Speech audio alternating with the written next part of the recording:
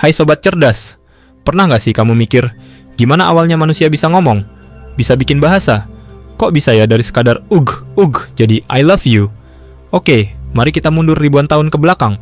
Zaman dulu banget, manusia belum bisa ngomong kayak sekarang. Komunikasi mereka cuma pakai gerakan tubuh, ekspresi wajah, dan suara-suara aneh.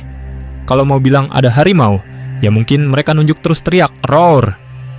Tapi lama-lama, itu nggak cukup. Manusia butuh komunikasi yang lebih detail.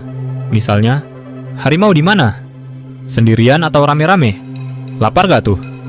Nah, disinilah muncul kebutuhan akan simbol suara yang punya makna. Inilah awalnya bahasa mulai tercipta. Para ahli percaya, bahasa pertama manusia berkembang dari suara-suara alami, kayak bunyi air, hewan, atau emosi. Contoh, suara ma bisa berasal dari bayi yang menyebut ibunya, dan akhirnya di banyak budaya, mama artinya ibu. Seiring waktu, tiap kelompok manusia menciptakan bahasa mereka sendiri, dan dari situ berkembanglah ribuan bahasa yang kita kenal sekarang. Dari bahasa Indonesia, Inggris, Korea, sampai ke bahasa-bahasa kuno kayak Sumeria atau Sanskerta.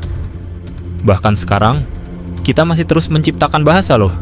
Kayak singkatan di medsos, ELOL, FYP, OOTD, atau Cius Miapa. Itu juga bagian dari evolusi bahasa. Jadi bahasa itu bukan cuma alat komunikasi. Bahasa itu cermin budaya, penanda identitas, dan bahkan jalan menuju peradaban.